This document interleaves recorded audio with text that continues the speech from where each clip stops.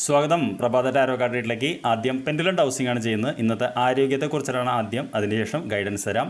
അപ്പോൾ പെൻഡുലം ഇവിടെ വെച്ചിട്ടുണ്ട്. നിങ്ങളിപ്പോൾ എന്തെങ്കിലും ഒരു ആരോഗ്യപരമായിട്ടുള്ള എന്തെങ്കിലും പ്രശ്നങ്ങൾ നേരിടുന്നുണ്ടെങ്കിൽ ഏത് മേഖലയിലാണ് അത് നേരിടുന്നത് നമ്മൾ പെൻഡുലത്തോട് ചോദിക്കുന്നത്.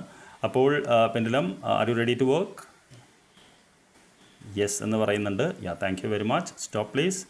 ഇനി ഈ കാണുന്ന വ്യക്തിക്ക് അദ്ദേഹം ഏത് മേഖലയിലാണ് ഇപ്പോൾ വേദന അനുഭവിച്ചുകൊണ്ടിരിക്കുന്നത്? ഏത് മേഖലയിലാണ്? Can you show me please? Sorry മക്കളെ, കൈ ചെറുതായിട്ട് ആടുന്നുണ്ട്. പക്ഷേ പെൻഡുലം എങ്ങോട്ടാണ് ഡൗസ് ചെയ്യുന്നത് നോക്കട്ടെ.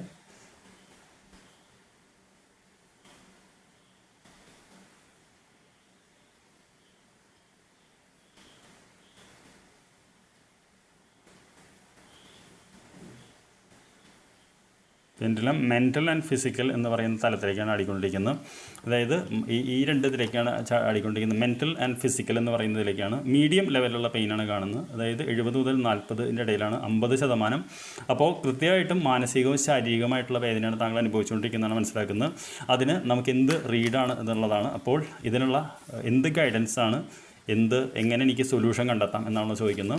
അപ്പോൾ ഗൈഡൻസ് എന്താണ് എന്ന് ചോദിച്ചപ്പോൾ നമുക്ക് കിട്ടിയിട്ടുള്ളത് ക്വീൻ ഓഫ് സോർട്സ് എന്ന് പറയുന്ന കാർഡാണ്. ക്വീൻ ഓഫ് സോർട്സ് എന്ന് പറയുന്ന കാർഡ് എന്ന് പറയുന്നത് മെൻ്റൽ ആയിട്ടുള്ള കാര്യമായതുകൊണ്ട് തീർച്ചയായിട്ടും മാനസികമായിട്ടുള്ള കാർഡാണ്. സോഡ് എന്ന് പറയുന്നത് എപ്പോഴും വായു എന്ന് പറയുന്ന എലമെൻ്റാണ്.